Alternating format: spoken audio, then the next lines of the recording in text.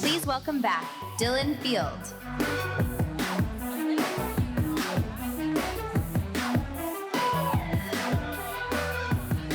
Hey y'all, long time no see. You probably thought you got rid of me, huh?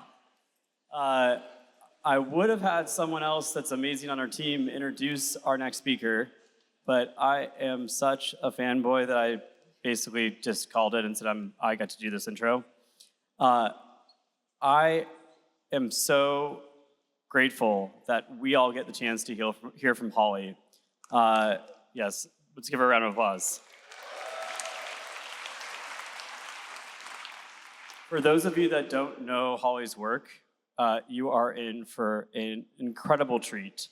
And I think that it is not possible to overstate the degree to which Holly is a visionary. And I mean that in the true sense of the word. This is someone who really sees the future and the arc of culture and technology, and her art and explorations are absolutely incredible, but also give us all a glimpse into the future. So without further ado, we're gonna roll a video, and I cannot wait to join you in the audience to watch this talk. Thank you. Oh, keep us safe. Oh, keep us safe. Safe in life. Safe in life. Secure from all. Secure from all. Our fears. The sense will guard. The sense will guard. Us while we sleep. Us while we sleep. Emergent life. Emergent life. Appears.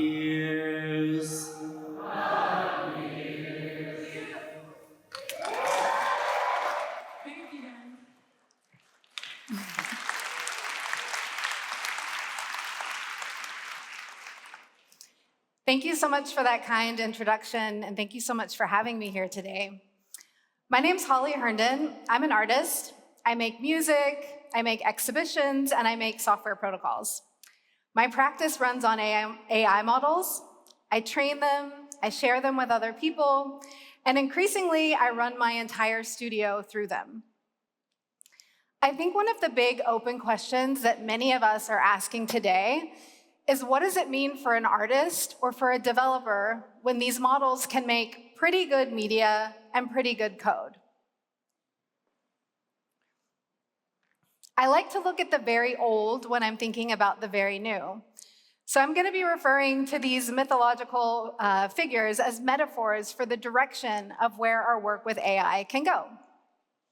A centaur with a human head driving an inhuman body represents systems with human interest at the core, whereas the minotaur with a human body and a beast's head represents the human trapped in a maze of kind of systems beyond their own control. And while we're thinking about ancient culture, let's think a little bit about group singing. So when we first started making models about a decade ago, the first thing that I did was put together a vocal ensemble to train the models. Some of these models we trained with really close collaborators like you see here, and some of the models we trained with participants at our shows, like you saw in the introduction video that I played when I walked out. And a choir felt like a really interesting way to explore AI for a few reasons. For one, it would have been really easy just to kind of scrape choir recordings from the internet and then create a model and create endless choral music. I could have done that. But that really defeats the purpose of a choir. People join choirs to be a small part of something really special together, and emergent things occur from that. It's a system where small contributions are coordinated to produce something that's greater than the sum of its parts. And it's what we as a species also uniquely do. We were coordinating together through song before we even had language. And in a way, it's also what models do. Models coordinate contributions from millions and millions of people to make beautiful things that emerge that not any single individual is solely responsible for. It's really a monumental collective human accomplishment. And I think that creating models and orchestrating models is an entirely new art form. For The Call, which was an exhibition at the Serpentine Gallery in London a couple years ago, we set out to find a beautiful way to make AI. And so that meant really starting at the beginning, building from the ground up. We created a songbook specifically for training data. And that songbook covered all of the phonemes of the English language. It covered as much range of each singer's vocal part as was possible. And we sent that songbook out to 15 choirs across the UK. I then hopped in a car with my 1-year-old at the time and my mom, and I drove around the UK recording all of these choirs. Then we trained a model, and we created a kind of collective choral model from all of that data. And then we were able to produce really beautiful new music from people who had never met together in person, but were coordinated to produce something truly special. And I hope that you can really hear the uniqueness of the group of people that we recorded and the music that we made together. It sounds unique. It doesn't sound like a kind of grand average. I'll play you a clip now.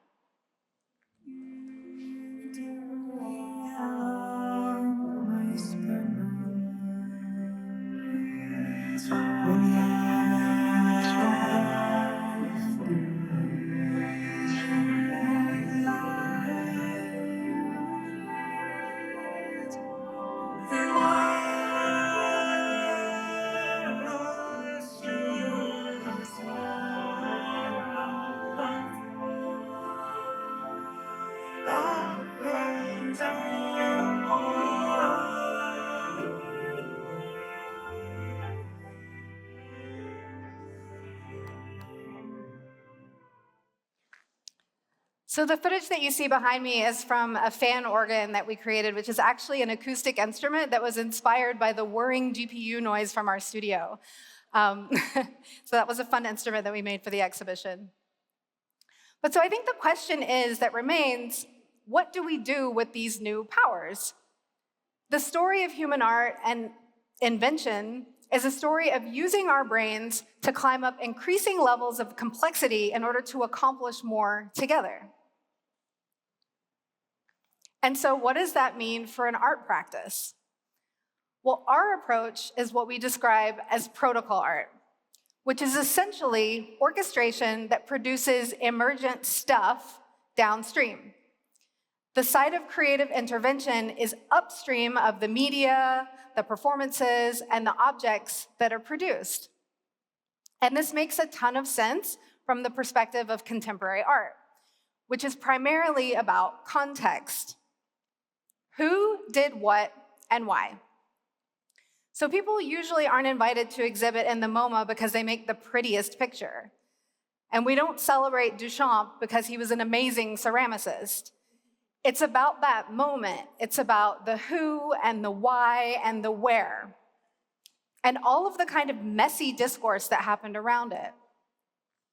And I think the questions that AI poses have been circulating contemporary art now for almost a century. It's about achieving consensus through meaning.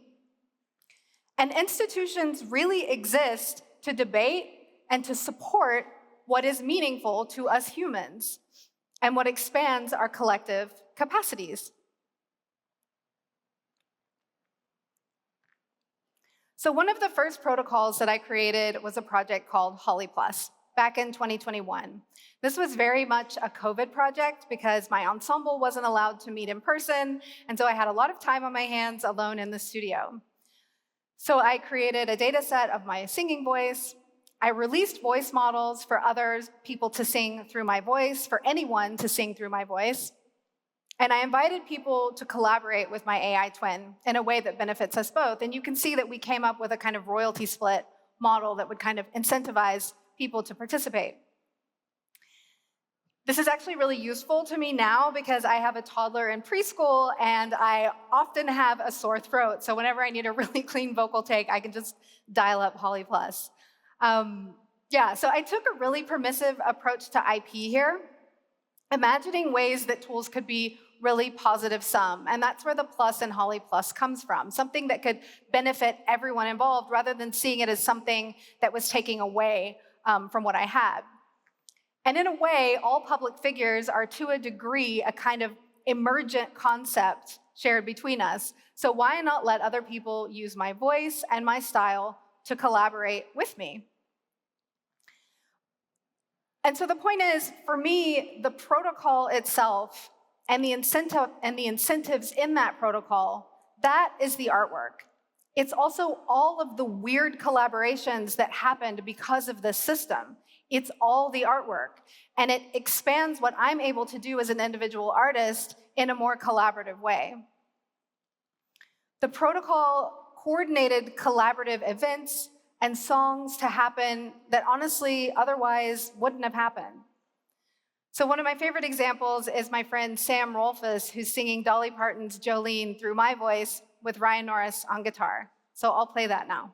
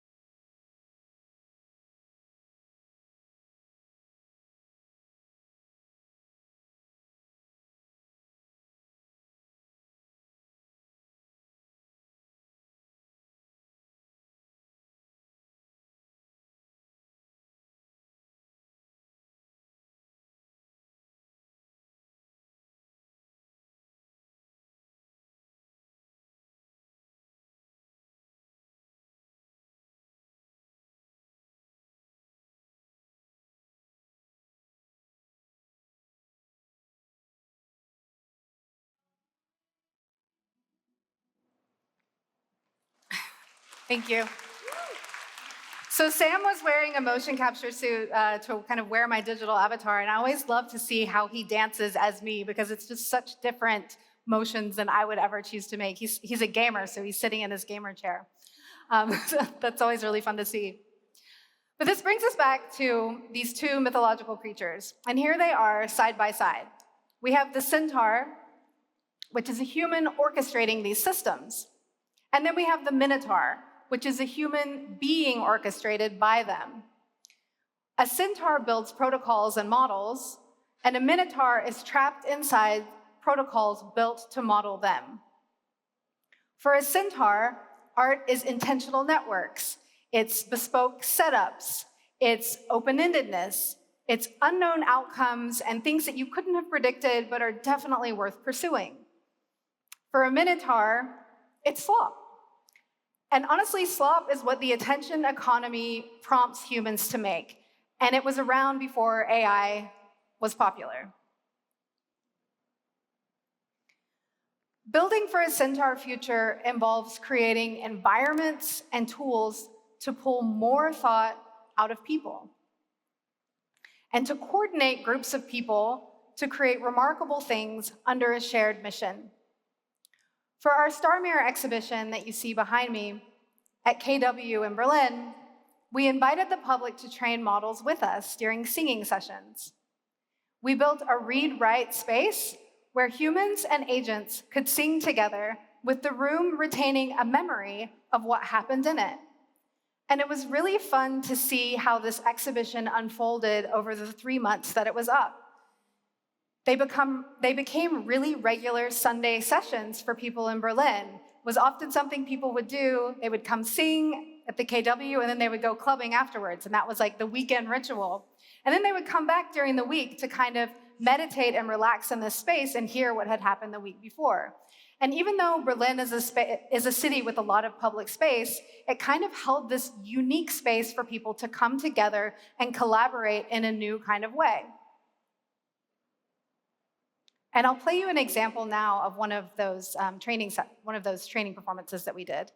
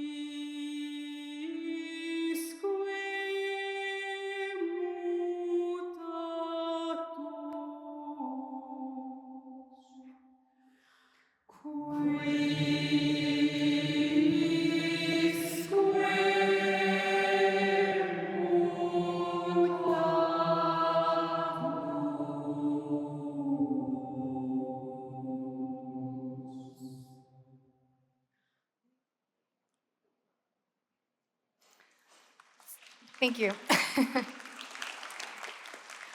So where Star Mirror was a space for collective singing, the Attention Guild, which you see now, was a space for debate and discussion. What if a room anonymously recorded all of the amazing contribution and context that was collected inside of it, and then was able to filter through and find what was useful to that room's specific mission? Could that room offer some ideas or some counterpoint? Or could that room even write software on behalf of all of the participants? So that's what we prototyped at the Palazzo Diedo in Venice this May. Building for Centaurs asks more of us. Building for Centaurs means stimulating and capturing more considered thought from people. Building for Minotaurs thinks less of us humans. A Minotaur system does all of the thinking for you. Or worse, it puppeteers us into creating what it wants rather than what we want. And so I don't know where all of this leads. And that's okay. I don't think anybody does.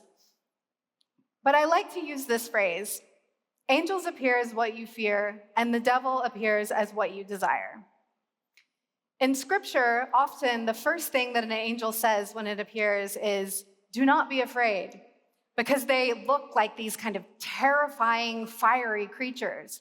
Whereas the devil often appears as something really comfortable or something familiar or seductive. And I think maybe we should lean into this discomfort a little bit. It's really uncomfortable to think about what it is that we really want. And it's uncomfortable that everything is potentially changing. But discomfort is also how you grow. Now that anyone can generate anything, possibly the most uncomfortable question that we ask ourselves is, what is it that we want and why?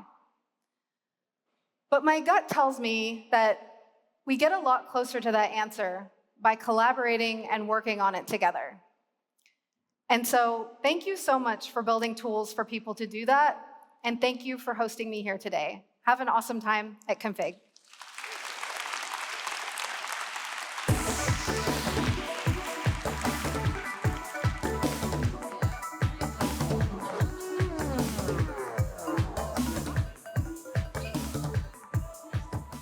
Holly, thank you so much for joining us, and I am so inspired by everything you shared. I think probably all of us are. I think that the way that you spoke about Minotaurs and angels and demons, I think is very relevant for all of us working today. And it's very important to think about, are you doing the thinking, or is the AI doing the thinking? And that's one interpretation, but of course, there's many others with art. So our next sessions will start soon. Check your schedules for where you're headed next, and we look forward to seeing you all this afternoon. Have a great first day of Config All. Thank you again.